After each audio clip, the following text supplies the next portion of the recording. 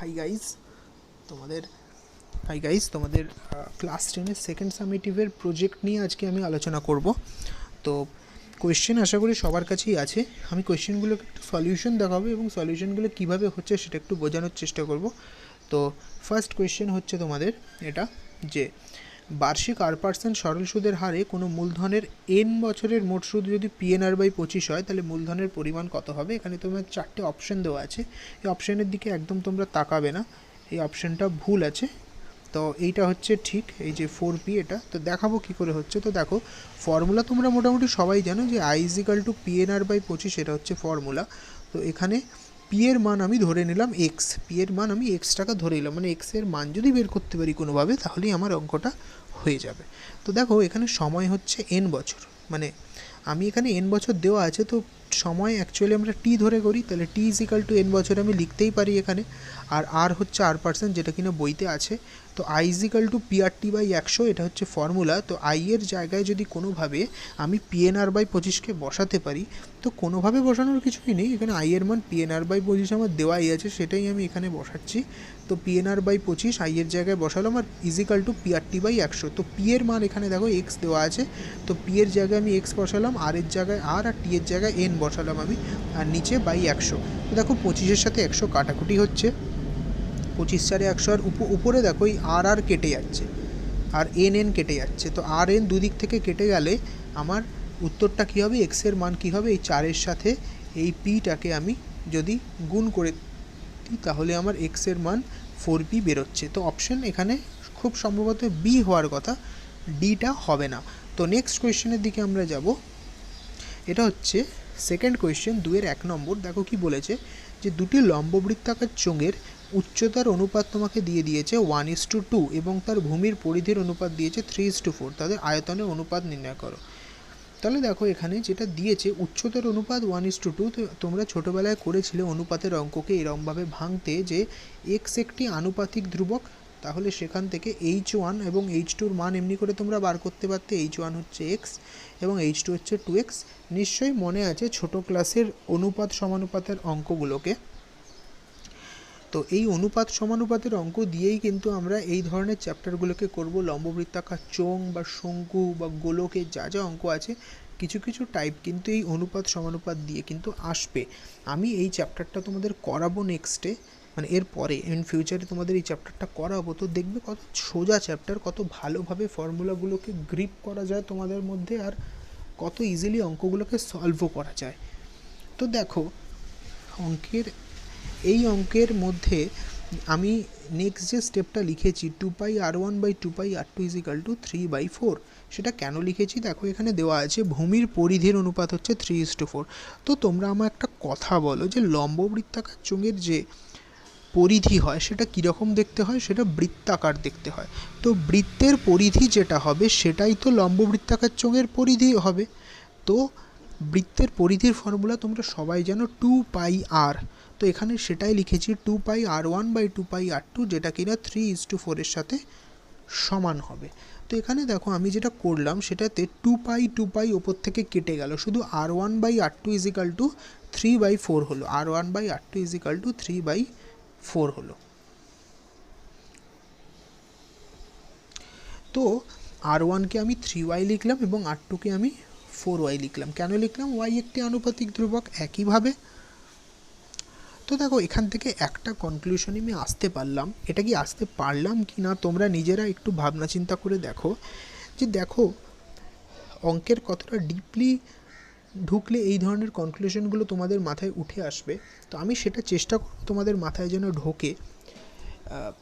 দেখো একটা জিনিস, ভূমির পরিধির অনুপাত যেটা হবে সেটাই কিন্তু এখানে ওই লম্ববৃত্তাকার চোঙের ব্যাসার্ধের অনুপাত হয়েছে। তোমরা যদি ভালো করে দেখো যে 2πr1 আর 2πr2-র যে অনুপাত সেটাই r1 আর r2-র অনুপাত হচ্ছে, তাহলে লম্ববৃত্তাকার চোঙের পরিধি আর তার ভূমির বা লম্ববৃত্তাকার চোঙের ভূমির ব্যাসার্ধের অনুপাত দুটো কিন্তু সমান হয়। এটা কিন্তু অনুপাত সমান হয়, আমি কিন্তু বারবার বলছি অনুপাত সমান হয়, মান সমান হয় কিন্তু একবারও বলছি না আমি, অনুপাত সমান হয়। অনুপাত আর মানের মধ্যে একটা অনেকটাই ডিফারেন্স আছে, সেটা তোমাদের বুঝতে হবে।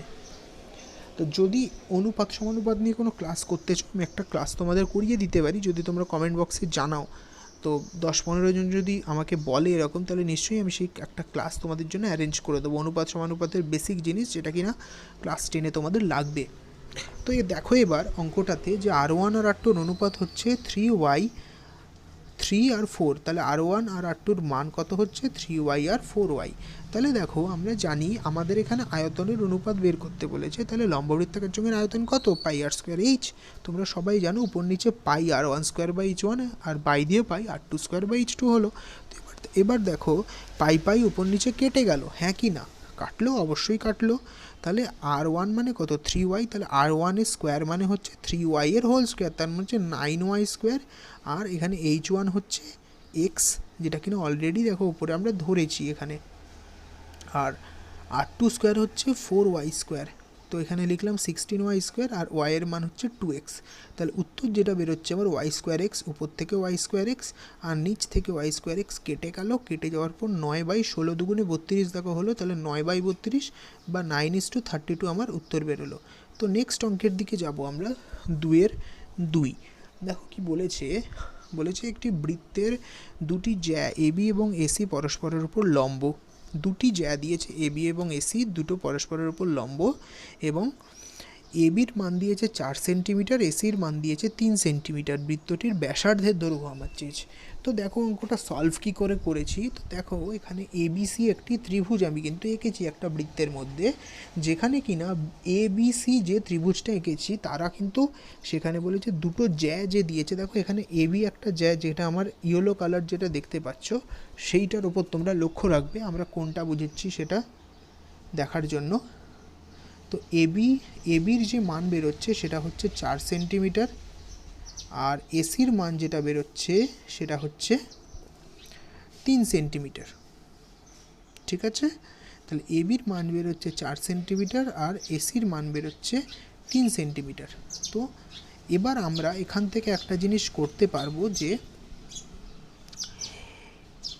বিসির মানটা কোনোভাবে যদি বার করতে পারি, এই যে এই মানটা দেখতে পাচ্ছ, এই মানটা যদি কোনোভাবে বার করতে পারি তাহলেই আমার অঙ্কটা হয়ে যাবে, কারণ বিসি হচ্ছে বৃত্তের ব্যাস, তার অর্ধেক করে দিলেই বৃত্তের ব্যাসার্ধ হয়ে যাবে। তো এই জায়গাটায় একটু ভুল আছে লেখা, দেখো এও ইজিক্যাল টু সিও কোনোভাবেই সম্ভব নয় এখানে। তো এও আর সিও এখানে সমান আমি করে দিয়েছি, তো এটা একটু ঠিক করে নেবে। এটা এও ইজিক্যাল টু অ্যাকচুয়ালি হবে, মুখেই বলে দিচ্ছি, এওটা হবে না, সরি, এখানে হবে সিও আর বিও সমান হবে, বিও আর সিও, দেখো বিও আর সিও সমান হবে, এও কোনোভাবেই সমান হতে পারে না এখানে। তো এবির মান দেখো 4 সেন্টিমিটার, এসির মান দেখো 3 সেন্টিমিটার দিয়েছে। যে দুটো বাহু, যদি এই ত্রিভুজটার কথা ধরি আমি, এবিসি ত্রিভুজ, যেটা কিনা দুটি জ্যা এসি এবং এবি কোন পয়েন্টের উপর লম্ব হয়েছে বা কোন বিন্দুর ওপর তোমরা দেখতে পাচ্ছ এ বিন্দুর উপর লম্ব হয়েছে, এবং যে বিন্দুটাতেও 90 ডিগ্রি কোণ উৎপন্ন করেছে, তাহলে এটা একটা সমকোণী ত্রিভুজ হলো। তো সমকোণী ত্রিভুজ মানে তোমাদের মাথায় একটা ক্লিক করবে যে পিথাগোরাসের উপপাদ্য কি কোনোভাবে এখানে কাজে লাগাতে পারি? তো অবশ্যই পারি। এখানে পিথাগোরাসের উপপাদ্য দেখো, লম্ব স্কোয়ার প্লাস ভূমি স্কোয়ার ইজিক্যাল টু অতিভুজ স্কোয়ার হচ্ছে, তাহলে লম্ব মানে এসি আর ভূমি মানে এবি, আর অতিভুজ মানে হচ্ছে বিসি, তাহলে AC square plus AB square equal to BC square. এখানে বিসির মান আমার চাই, তো বিসির মান আমার যেটা বেরোলো 4 স্কোয়ার প্লাস 3 স্কোয়ার, যেটা কিনা বেরোলো 25, তাহলে বিসির মান কত বেরোলো আমার 5 সেন্টিমিটার। তাহলে বিও আর সিও হচ্ছে 5/2, যেটা কিনা 2.5 সেন্টিমিটার উত্তর বেরোলো। বুঝতে পারছো তোমরা সবাই? তো নেক্সট অঙ্কের দিকে আমি যাব।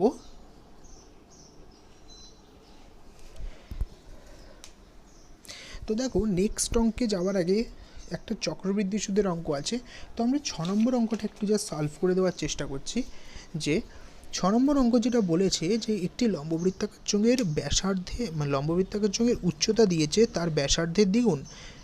ঠিক আছে, তাহলে যদি ব্যাসার্ধকে আমি 8 ডেসিমিটার ধরি এখানে, কারণ আমাকে আয়তন 539 ঘন ডেসিমিটারে দিয়েছে, মানে ঘন ডেসিমিটারে আমাকে বের করতে হবে। ব্যাসার্ধ যদি 8 ডেসিমিটার হয় তাহলে উচ্চতা কত হবে 2/8 ডেসিমিটার, দ্বিগুণ বলেছে, তাহলে আয়তন কত পাই আর স্কোয়ার এইচ, এবং আর এর জায়গায় আর স্কোয়ার বসিয়ে দিলাম, এইচ এর জায়গায় 2r বসিয়ে দিলাম, তাহলে 2πr কিউব ঘন ডেসিমিটার বেরোলো।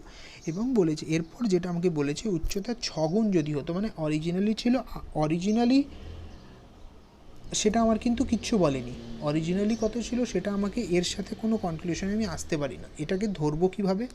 এটাকে এইভাবে ধরবো যে লম্ব বৃত্তাকার চোঙের যা ব্যাসার্ধ ছিল তার 6 গুণ যদি উচ্চতা কোনোভাবে হতো।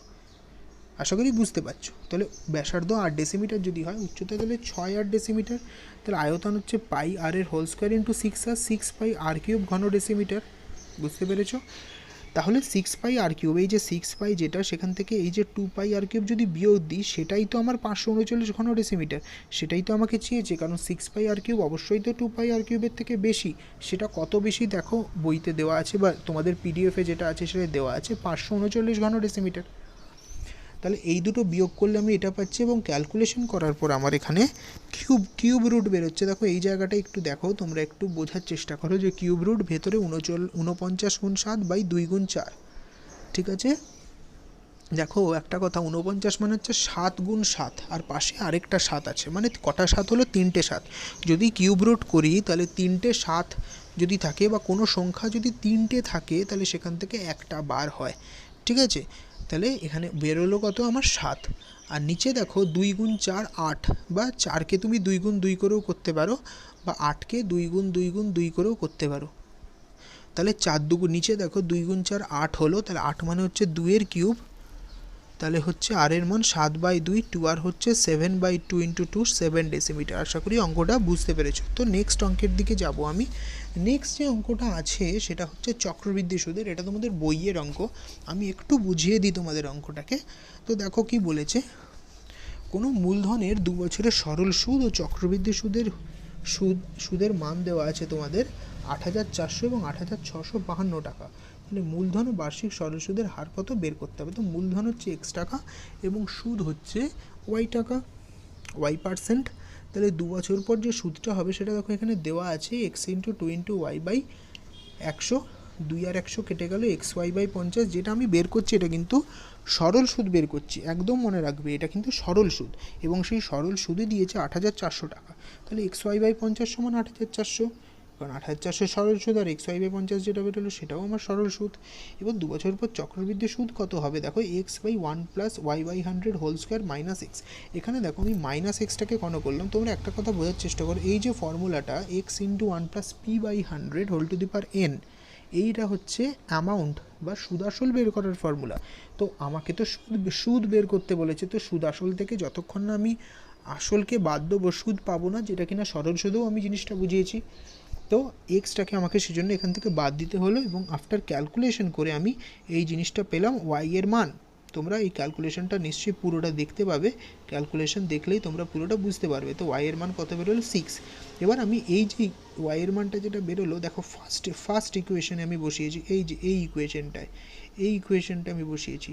তো এই ইকুয়েশনে ওয়াই এর মান যদি 6 বসাই, তাহলে 6x/50 সমান 8,400, এবং কাটাকুটি করে আমার 70,000 উত্তর বেরোলো। আশা করি বুঝতে পেরেছো। তো নেক্সট অঙ্কের দিকে আমরা যাব।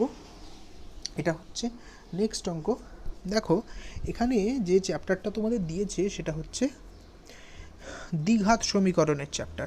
দ্বিঘাত সমীকরণের একদম যে শেষ যে চ্যাপ্টারটা তোমাদের আছে, মানে 1.5 মনে হয়, তো সেই চ্যাপ্টারের অঙ্ক এটা মেনলি, কারণ এখানে বীজের অঙ্ক দেওয়া আছে। বীজ ax² plus bx plus c equal to 0, এইটা একটা সমীকরণ। এই দ্বিঘাত সমীকরণের বীজদ্বয়ের অনুপাত দেখো তোমাদের বইতে দেওয়া আছে 1:r।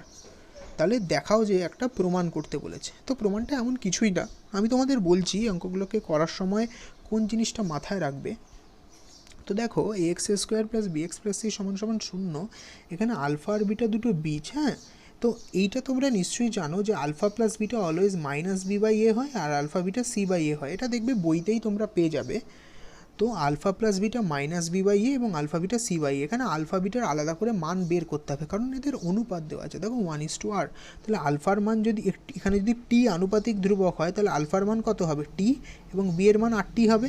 আমি x ধরলাম না, কারণ সমীকরণে আমাকে x² বলে দেওয়া আছে, তাই আমি আলাদা করে x ধরলাম না, আমি অন্য একটা নিউ নাম্বার ধরেছি, অন্য একটা অ্যালফাবেট ধরেছি, সেটা হচ্ছে t।